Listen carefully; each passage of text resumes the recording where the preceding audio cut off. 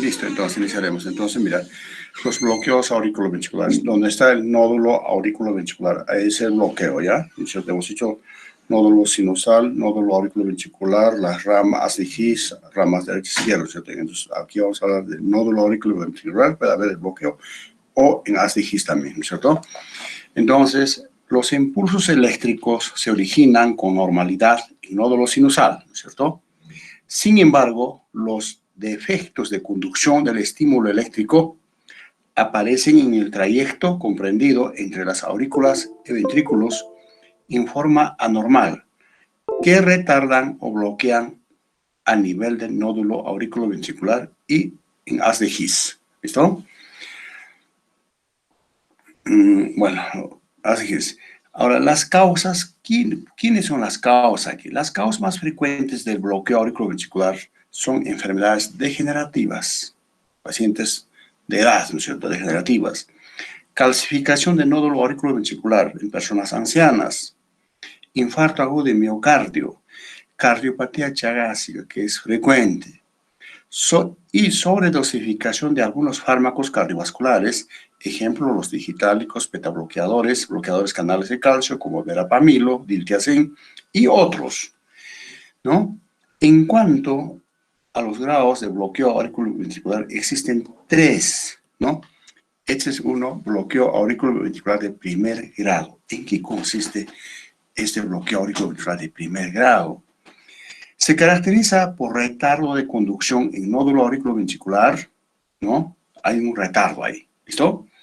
Y aquí tenemos, en el electrocardiograma, en esa situación, el intervalo PR aumentado en su duración puede ser mayor de 0.20 segundos. Lo normal es 0.2 hasta 0.20 nada más.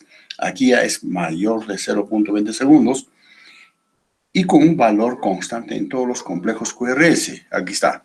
0.24, si medimos, digamos, desde el inicio de la onda P hasta el inicio del complejo QRS. Entonces, esto ya quiere decir que hay bloqueo auriculoventricular de primer grado. ¿Listo? Ahora, este intervalo PR es constante. En todo va a salir 0.24, 0.24. ¿Listo? Ese es el resto entonces, ¿ya? Ahora pasaríamos a hablar del bloqueo auriculoventricular de segundo grado, también llaman MOVIS tipo 1 o fenómeno de Wenckebach, ¿ya? Wenckebach. El intervalo PR va aumentando en forma progresiva hasta que en un momento dado no pasa el estímulo donde surge onda P, no seguida de complejo QRS. Ese disturbio de conducción se localiza también en nódulo auriculoventricular. Entonces aquí hay alargamiento progresivo, o sea, va aumentando. Aquí, por ejemplo, dice 0.28, ya aquí 0.32, probablemente más allá puede ser 0.35, 36. Ya aquí, digamos, dice, ¿cómo se llama? No pasa el estímulo donde surge la onda P no seguida de complejo RS. ¿Ya? Ahí está. ¿Cierto? Lo llaman también aquí abajo del fenómeno de Wenckebach. Entonces, este es ya bloqueo de segundo grado. Probablemente aquí las causas son betabloqueados o digitales que toman los pacientes digamos, de larga data. Entonces, ocurre la cuestión. ¿Listo? Tienen sus tratamientos cada uno, etc. Ahora hablaríamos bloqueo auriculoventricular de segundo grado, pero es MOVIS tipo 2. ¿En qué consiste? El bloqueo auriculoventricular de segundo grado ocurre en la región infranodal y es conducido al ventrículo con intervalo PR constante y normal. Si medimos, todos están constantes la cuestión. ¿Listo? En el electrocardiograma, el intervalo PR constante regular sucede. Se observa 2 o 3 ondas P para un complejo QRS con una duración normal o aumentado con una frecuencia ventricular 40 a 60 latidos por minuto. Generalmente se asocia con bloqueo de rama, tiende a progresar a bloqueo auriculoventricular total. Entonces, aquí puede haber inclusive, digamos, 2 ondas P para un complejo QRS, o puede ser 3 hasta 4, pero lo principal, si es que medimos el intervalo PR, es constante, puede ser, digamos, 0.24, 0.24 constantes, ¿no? ¿Ya? Y por último, hablaríamos aquí del bloqueo auriculoventricular de tercer grado o bloqueo auriculoventricular total. BAVT, bloqueo auriculoventricular total o bloqueo cardíaco de tercer grado. ¿En qué consiste? El bloqueo auriculoventricular total es el máximo de los bloqueos cardíacos. Ningún impulso auricular no consigue atravesar el nódulo auriculoventricular. O sea, los estímulos que vienen del nódulo sinusal llegan solamente hasta las aurículas, pero de ahí no pasan por nódulo auriculoventricular. Para activar los ventrículos, no pasa. El local del bloqueo es al nivel del nódulo auriculoventricular o puede ser más inferior, o sea, en ACGIS, ¿no es cierto? En estos casos, las aurículas y los ventrículos son comandados por marcapasos independientes, sus propios marcapasos. Generalmente, con frecuencia ventricular, están 30 a 40 latidos por minuto, bradicárdicos. Muchos, cuando auscultan, solamente hay bradicardias sinusales, ¿no? Pero estos pacientes a veces ya desmayan, síndrome de Stockholm ya presentan, algunos han convulsionado ya, entonces recién se dan cuenta, o qué está pasando, mejor que vayan al cardiólogo, o mejor al neurólogo, entonces prácticamente ahí lo tienen, ¿no?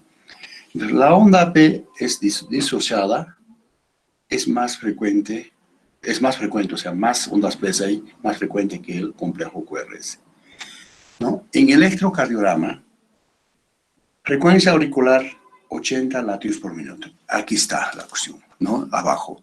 Si mides de una onda P a otra onda P, 80 latidos por minuto, ¿cierto? Frecuencia ventricular es 30 a 40 latidos por minuto. O sea, de una onda R a otra onda R mides, entonces, 30 a 40 latidos por minuto. Están bradicárdicos, ¿no es cierto?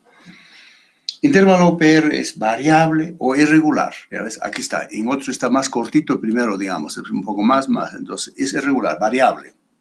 Aquí no están todos iguales. ¿No es cierto? Ojo, eso. QRS alargado puede estar. Aquí tienen un poco alargado la acción. O algunos tienen morfología similar de bloqueo de rama. Alargado. Con morfología de bloqueo de rama, dice. Ausencia en relación entre la onda P y QRS. Se observan más ondas P que ondas QRS. ¿Ya? Entonces, en este bloqueo existe síncopes, pérdida de conciencia, asociado a convulsiones tónico-clónicas muy similar a un paciente epiléptico. ¿Listo? Inclusive algunos pueden hacer su paro cardíaco. ¿Ya? Puede ser chagásico, o aquí en nuestro medio es miocardioesclerosis, o sea, enfermedad degenerativa, personas de edad la cuestión tienen. Como tratamiento necesitan, bueno, si no tenemos marcapaso, podemos utilizar algunos fármacos como la atropina para aumentar la frecuencia. Algunos no responden, entonces sí o sí hay que implantar marcapaso cardíaco definitivo. ¿Listo? Entonces ponemos 70 latidos por minuto, con eso bien tranquilo la cuestión, porque si no, cualquier momento en eso que presenta sus síncope, convulsiones, hace su paro cardíaco, entonces ahí todo se fue ya. Entonces, esto es en cuanto, entonces, bloqueo auriculoventricular total o bloqueo cardíaco de tercer grado. Entonces, como les digo, estos pacientes más llegan por sus convulsiones, donde el neurólogo evalúa, a veces se lo devuelve al cardiólogo, la opción, ¿no? Eso no es para mí, tienen que implantarlo el marcapaso cardíaco, ¿no? Luego pasaríamos a otro tema, es frecuentemente taquicardia sinusal. Taquicardia sinusal se caracteriza por un aumento del número de latidos cardíacos que resulta de la formación de estímulo en un nódulo sinusal, a esa formación del estímulo, con frecuencia superior a 100 latidos por minuto. Una persona adulta que esté en reposo diremos, pudiendo llegar hasta 150 latidos en adultos y 180 latidos en niños. ¿Se debe a qué? ¿A qué se debe esto? A la exacerbación del tono simpático y o reducción del tono vagal, porque el tono vagal tiende a llevar a bradicardia, ¿no es cierto? Entonces, aquí hay simpáticos, es que más se exacerba. En cuanto a su etiología, las causas, En condiciones fisiológicas, en la infancia el niño pues está taquicárdico, ¿no es cierto? Esfuerzos físicos y corres también aumentan, ¿no es cierto? Grandes emociones pueden aumentar. Condiciones farmacológicas, la atropina, el medicamento aumenta, adrenalina, noradrenalina y supraterenol, eso aumenta. Inclusive eso para asma que utilizan la cuestión de los aerosoles también aumenta la acción, ¿no? Condiciones patológicas, puede ser la fiebre, la hipoxia, que como hipoxia de altura, hemorragias, hipotensión arterial, anemia agudas, hipertiroidismo, insuficiencia cardíaca, insuficiencia circulatoria periférica, o los shocks, como mecanismo de compensación para el aumento del débito cardíaco. Manifestaciones clínicas. ¿Qué presentan estos pacientes? Estos pacientes, mayor parte de las veces, casi no sienten, algunos sienten, sí, dicen que tiene palpitaciones del corazón, hasta acelerado mi corazón, me palpita la corazón, dice, ¿no? Esta arritmia es encontrada habitualmente en recién nacidos. Recién nacidos fisiológicos, pues, niños, durante el ejercicio físico fisiológico, ¿no es cierto? En estados de excitación, ansiedad, también paciente ansioso, taquicárdico puede estar. Es común como consecuencia de hipotensión arterial, hipoxia, estado febril, insuficiencia cardíaca, embolia pulmonar, anemia, etc. Exploración física. Cuando examinamos, ¿qué hacemos? ¿Qué encontramos? Muestra apenas taquicardia regular o discreto grado de irregularidad, con una frecuencia cardíaca entre 100 a 160 latidos por minuto en una persona adulta. En el electrocardiograma, pues la cuestión, el intervalo PR está acortado casi, ¿no es cierto? No hemos podido sacar eso, ¿ya? Y hablaríamos, bueno, en cuanto al tratamiento, entonces, inclusive estos pacientes, como les digo, pueden ser fisiológicos. Fisiológicos con reposo, pues, la cuestión. Farmacológicos, retirar ese fármaco. Condiciones patológicas, ya, pues, entonces está con fiebre, o aquí mismo cuando llega una persona del nivel del mar, primeros días de taquicárdico, entonces le hace el oxígeno, o mientras pasa horas, días, ya se adapta, entonces desaparece la taquicardia, ¿no es cierto? Listo, ese es esto. Entonces, ahora hablaríamos o bradicardia sinusal, lo contrario del otro. Bradicardia sinusales, no es bradicardia nomás, ¿ya? Sinusal, el estímulo sale del nódulo sinusal, porque esa palabra sinusal dice así. Se caracteriza por la frecuencia cardíaca inferior de 60 latidos por minuto. Se sitúa generalmente en torno de 40 a 60 latidos por minuto. Se debe a la exacerbación del tono vagal aquí también, lo contrario del anterior, y o reducción del tono simpático, ¿cierto? En cuanto a su etiología, tenemos adultos, jóvenes, atletas, la cuestión, atletas verdaderos, pues, pesistas, o los que participan en el fútbol, son deportistas profesionales, hasta los triciclistas, tanto esfuerzo que hacen, eso también tienen su bradicardia. Durante el sueño hay vagotonía, hay ancianos también, a las personas ancianas tienden a irse a bradicardia, ¿ya? Ojo. Por acción de medicamentos, digital, morfina, beta bloqueadores canales de calcio como verapamilo, diltiazem, quinidina, amiodarona, etcétera, ¿no? Infarto agudo de miocardio, pared inferior siempre lleva bradicardia. Paciente con hipotiroidismo, hipertensión endocraniana y edema cerebral o tumor ahí, entonces llevan a hipertensión endocraniana, entonces están bradicárdicos. En bradicardia sinusal, la frecuencia cardíaca aumenta con el ejercicio físico. A ese paciente somételo a un poco de ejercicio, va a aumentar. Hay buena respuesta. Y disminuye con las maniobras de estimulación vagal, ¿no? Estimulación vagal, ¿dónde lo haces? ¿No? El seno carotídeo comprimes la cuestión o provocas el vómito, entonces pueden ir a esto, como se llama, estimulación vagal. Ocurre por alargamiento del ciclo cardíaco a expensas de fase diastólica. Manifestaciones clínicas. Estos pacientes, digamos, con 40, 60, algunos están asintomáticos, viven tranquilos. Le preguntas la cuestión, ¿tiene sensación de mareos o síncopes? No, todo normal. Inclusive el atleta pues vive todo normal, ¿no? Pero cuando llega más o menos a la vejez, ahí puede aparecer otras arritmias, entonces ya se complica. Entonces, muchos pacientes pueden estar asintomáticos, con frecuencia de 45, 55 latidos por minuto, común en atletas y en pacientes ancianos. La bradicardia sinusal favorece instalación de otras arritmias, ahí está, no solo por las acidosis, por acidosis metabólica que ocasiona al producir mala perfusión de los tejidos, como también por posibilitar la actuación de marcapasos ectópicos, ¿no? En el electrocardiograma, intervalo PR alargado, ¿cierto? Hablamos, porque siempre tiene que estar, para decir bradicardia sinusal, que precede onda P, la cuestión, ¿no? Normal la cuestión. Onda P o QRS, pero alargado, puede estar con una frecuencia de 50 o 45 latidos por minuto. La cuestión. Entonces, hay pacientes bradicáricos, subradicardias, también hay bradicardias severas, hasta con 30, 40 latidos por minuto encontramos, pero entonces uno pregunta, ¿qué estás tomando? ¿Qué medicamento? ¿Qué? Entonces, ¿tienes síntomas algo? No, algunos sí, alguna vez ya me he desmayado, entonces ya son asintomáticos, entonces los pacientes también van a necesitar marcapaso cardíaco, ¿no?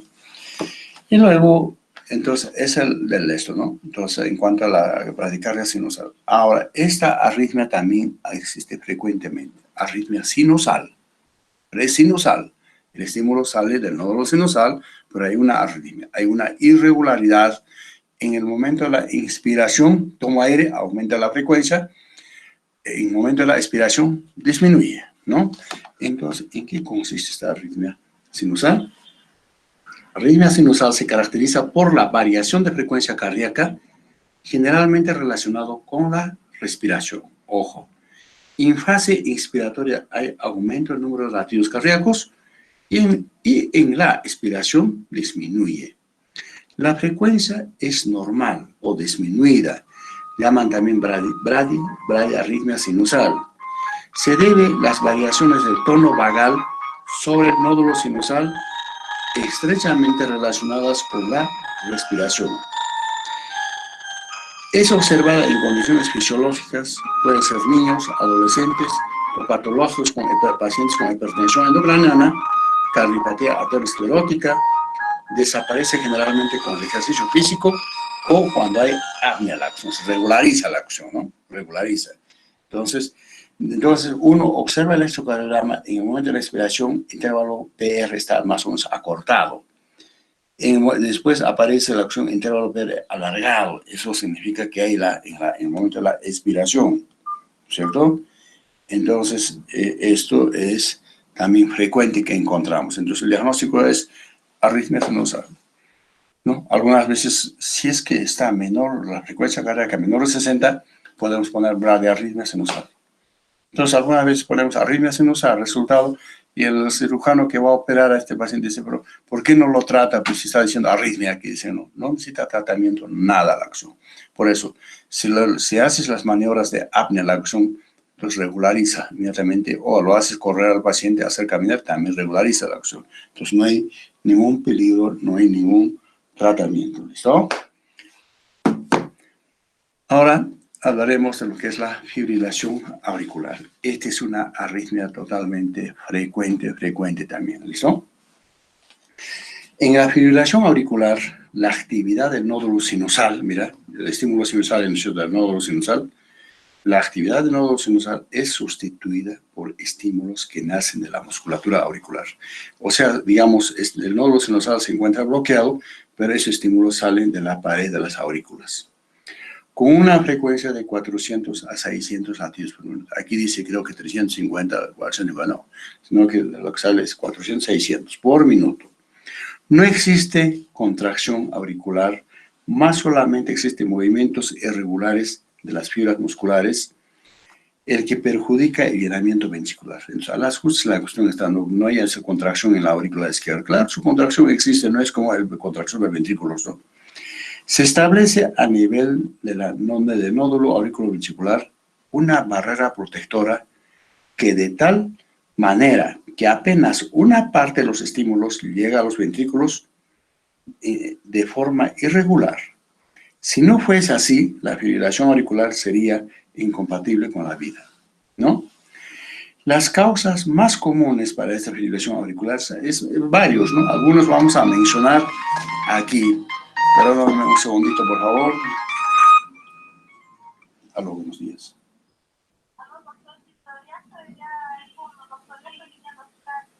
Ya, bueno, ya, hasta luego, ya. ¿Ya? Entonces, las causas más comunes de fibrilación auricular son estenosis mitral. ¿Por qué? Hemos hablado de estenosis mitral. Se dilata la acción, ¿no es cierto? Dilatación, aumento de presión. En esa dilatación, la cuestión, entonces, se forman los trombos. Y esos trombos se liberan. Entonces, ¿no? Se liberan, expulsan como forma de émbolos sistémicos o pulmonares, puede ser, ¿no es cierto? Entonces, aquí en primer lugar está estenosis mitral. Enfermedad de Chagas, chagásico también tiene. Cardiopatías ateroscleróticas. Aquí le llamamos cardiopatía aterosclerótica o cardiopatía coronaria. Aquellos que tienen aterosclerosis en las arterias coronarias, que están, digamos, evolucionando o están en camino para infartos, preinfartos, etc. También hipertiroidismo, también el paciente hipotiroideo ya avanzado, en cualquier momento hace su fibrilación auricular. Y otros, hasta la sepsis, hasta el alcoholismo, la cuestión. A ver, anda un sábado, un viernes, tómate tus tragos. Si te has excedido, tranquilamente puedes entrar a una fibrilación auricular, puede revertir espontáneamente o vas a necesitar ir al hospital inclusive, ¿no es cierto? Para tu mala suerte tendría que hasta te puede hacerte un émbolo la cuestión, ya sea al cerebro, ya sea al pulmón, ya sea al abdomen o parte periférica de los miembros inferiores. Ya, entonces, pero son varias acciones, etcétera, etcétera. El ritmo cardíaco es, cuando auscultas, el ritmo cardíaco es irregular. La frecuencia ventricular se sitúa en torno de 150 a 250 latidos por minuto. Si es que fuera así, nos llamamos fibrilación auricular con respuesta ventricular alta, está mayor de 100. Entonces hay que corregirlo eso inmediatamente. Y la intensidad de primer ruido cardíaco es variable. Las veces la frecuencia del pulso radial es menor que el del corazón. O sea, aquí comparamos.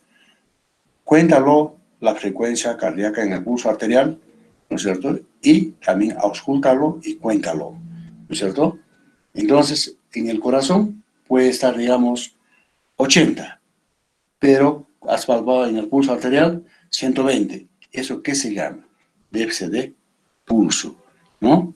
Esto ocurre entonces en este tipo de arritmias, ¿no? En virtud de la ineficacia de un cierto número de sístoles ventriculares, consecuente a la falta de adecuado llenamiento ventricular. La fibrilación auricular, principalmente en presencia de estenosis mitral, es causa de trombosis, hemos dicho, trombosis intraauricular, pudiendo determinar con fenómenos tromboembólicos, ¿no es cierto? Tromboembólicos, ¿ya? Las manifestaciones clínicas van a depender esencialmente de la frecuencia ventricular. Frecuencia ventricular alta, fibrilación auricular con respuesta ventricular alta, también fibrilación auricular con respuesta ventricular baja, aquellos que son bradicárdicos, que son de un síndrome de bajo débito cardíaco. Entonces, aquí tenemos, ahí está el electrocardiograma. Observa, no hay onda P, ¿no es cierto? Hay una irregularidad, la cuestión. Inclusive en su amplitud, el segundo electrocardiograma es más corto la acción, ¿no es cierto? Entonces, estas ondas P son sustituidas por ondas F minúsculas. Aquí está abajo, dice onda F, ¿no es cierto? Ausencia de ondas P, intervalos R regulares, ondas F, la que llamamos. Frecuencia auricular. Nosotros más hablamos de 400, 600 latidos por minuto. Claro, algunos autores 350, 450, la cuestión está muy grande. Pero y esto todavía hay flutter auricular, que no vamos a hablar, es más avanzado. Entonces, algunas veces hacemos diagnóstico diferencial. Luego, después de esto, hablaríamos la radiografía del corazón normal, ¿no es cierto? En la radiografía del corazón normal. Este es un estudio que no puede faltar en una evaluación cardiológica adecuada. Por esta razón, todo médico, sea cual sea su especialidad, debe estar capacitado para interpretar la placa simple de tórax. Se inicia con el estudio del contorno de la silueta cardíaca o área cardíaca, que se encuentra definido en la claridad de los campos pulmonares que están llenos de aire. Eso en el medio está. Entonces hablaremos en la proyección posterior anterior, una placa posterior anterior. La sombra cardíaca está en el centro del tórax, limitado por los bordes derecho e izquierdo. ¿Ya? Siempre, borde derecho e izquierdo. Aquí de estos bordes hablaremos. Ahí está, arco superior. Arco superior, veríamos, digamos, donde está, ahí está la radiografía, la letra B más arriba, entonces el borde, ¿no? Arco superior. Arco superior. Se encuentra formado por una vena cava superior. Se inicia a nivel de la articulación esternoclavicular hasta punto unión con el arco de la aurícula derecha. Aurícula derecha, ahí está donde están los puntos suspensivos en el lado derecho, ¿cierto? Este contorno de la vena cava superior es casi recto. Este borde superior derecha está constituido exclusivamente por la vena cava superior. De acuerdo con la edad, podemos observar que el arco superior consta de lo siguiente. Hola, buenos días.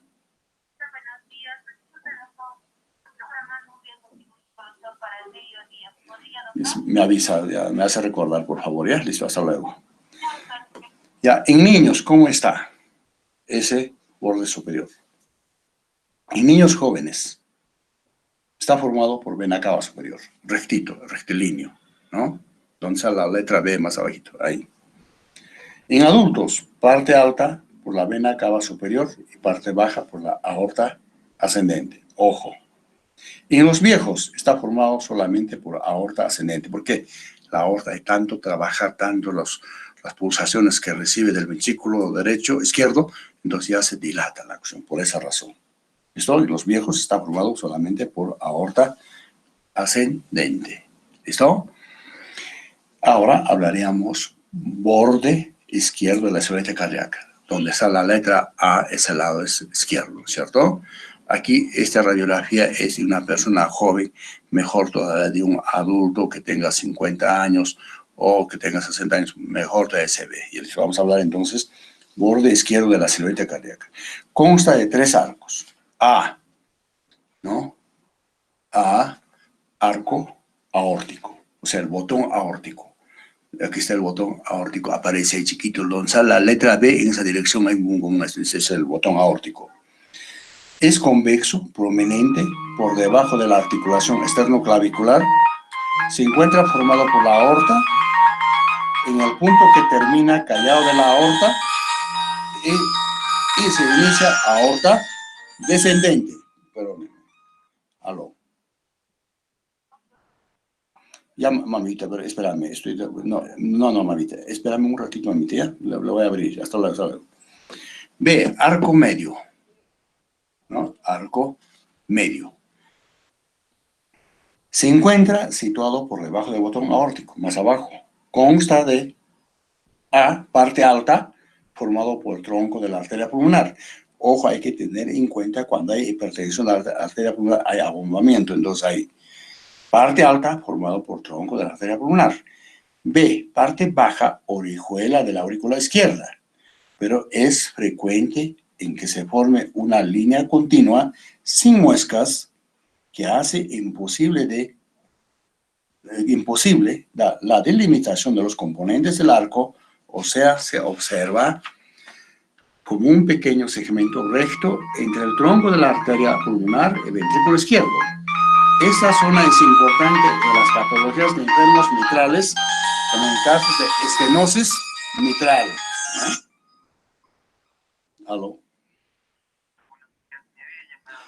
Sí, te voy a volver a llamar, ya quiero hablar contigo, o sea, estoy en clases, por favor, ¿listo? Gracias, mi señor. Te llamo, sí, sí. Listo, arco inferior, entonces hay 3 arcos, o arco ventricular, donde está el ventrículo. Aquí está, mira. Hemos hablado de arco superior, arco medio, parte alta, parte baja. Después aquí está del ventrículo, estamos hablando ya más abajo, arco inferior o arco ventricular. Se encuentra a continuación del arco medio y se extiende hasta el diafragma, lo está chocando al diafragma.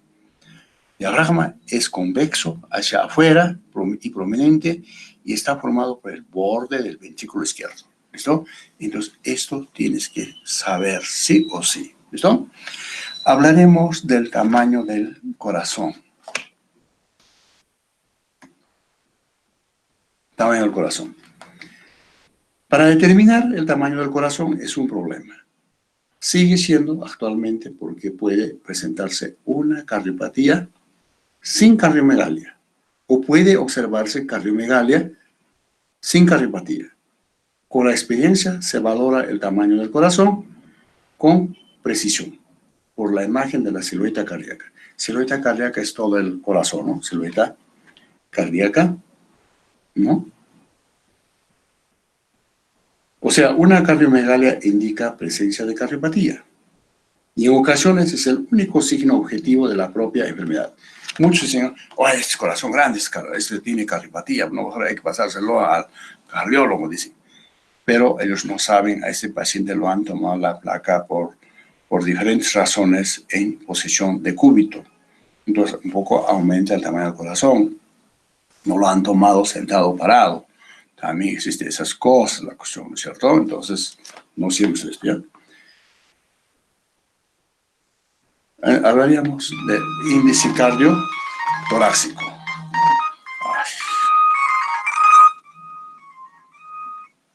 Aló. Sí, vale, voy a abrir, mamita. Estoy ocupado todavía. Tengo clase, mamita. Estoy terminando. Ya, hasta luego. ¿Listo? Índice cardio-torácico. Para esto debemos trazar una línea sobre la apófisis espinosa. Ahí tienen una línea vertical sobre la apófisis espinosa que sirve de referencia. Luego se determina el diámetro transversal del corazón. Ahí está el diámetro transversal del corazón, está la AE, diámetro transversal del corazón.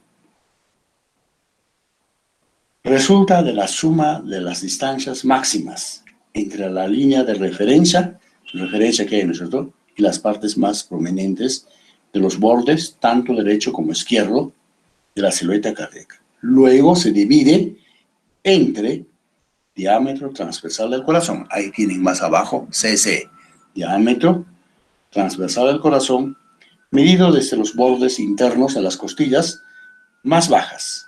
El valor final del índice cardiotorácico es 0.50. Suele tomarse como límite superior normal el tamaño del corazón. Entonces, con esto lo mides la cuestión, ¿no?